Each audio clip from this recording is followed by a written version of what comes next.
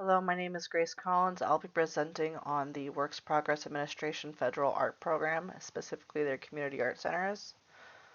The FAP is actually the second art program that was federally funded. The first one was the Public Works of Art project in 1933. That lasted until 1934, when then it was replaced by Franklin Delano Roosevelt's Work Progress Administration Federal Art Project. Also, that was underneath federal project number one, which included an art program, a music program, theater, literature, and I believe one more. The project lasted 8 years. It was ended in 1943 when they found that unemployment had dropped significantly thanks to the war effort. So they then stopped the program. As a reminder, this was in the Great Depression and then continued into the beginnings of our involvement in World War II. So it was a very interesting time. But the purpose was to employ artists in a federally funded art art program or different projects to beautify buildings, federal buildings, and other buildings, to prevent loss of skill and to create a cultural democracy in the United States. A cultural democracy meaning that regular everyday people could experience the arts and that it wasn't just for the wealthy elite. Uh, the Federal Art Project had four divisions: the fine arts, the educational services, which is what I focused on, the practical arts, and then the technical and coordinating personnel. It was dubbed Art for the Millions, and that's what it ended up becoming, as millions of people were impacted by these programs and did go and experience the arts and did take the classes and experience the art centers. It was overall really quite cool. So with the art centers, there were over 100 created in about 30 states. Um, Over 400 artist teachers were employed. There were the African American art centers in Harlem, Chicago, Memphis, and Jacksonville. And in fact, the one in Chicago, the Southside Community Art Center, still exists today. Um, So the art centers and the art classes that were in other locations like boys clubs, girls clubs, museums, churches, wherever the teachers could find a space, they provided extracurricular activities for the youth centering on the arts. There was block printing, painting, photography, puppetry, you name it. Um, and it actually provided for a pretty sharp drop in juvenile delinquency in the neighborhoods that they serviced, because the youth found a different place to be, and these classes were free, so they didn't have to pay anything. And even the most disenfranchised child could go and take an art class and find a little bit of a purpose.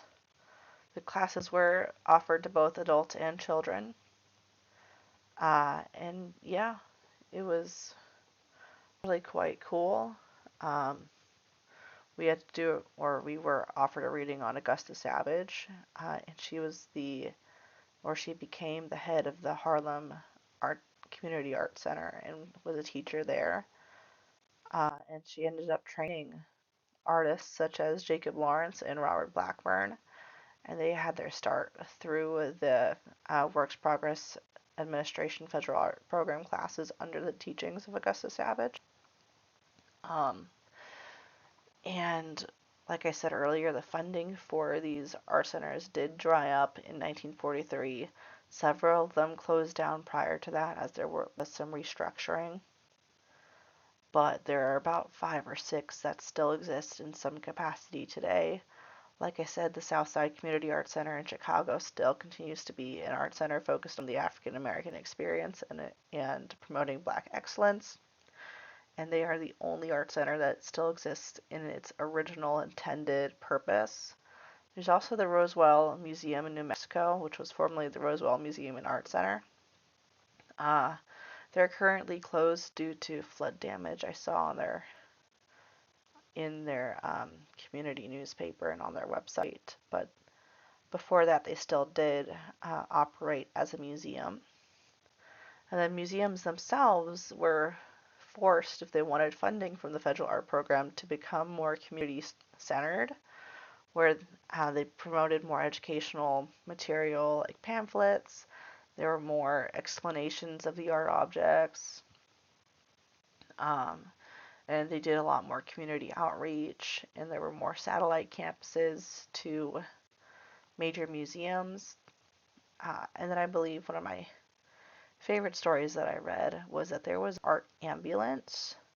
And it wasn't an actual ambulance, but it was a refurbished medical ambulance that was used as a mobile art gallery and exhibition in rural communities. And many of the communities that actually they really enjoyed these exhibitions.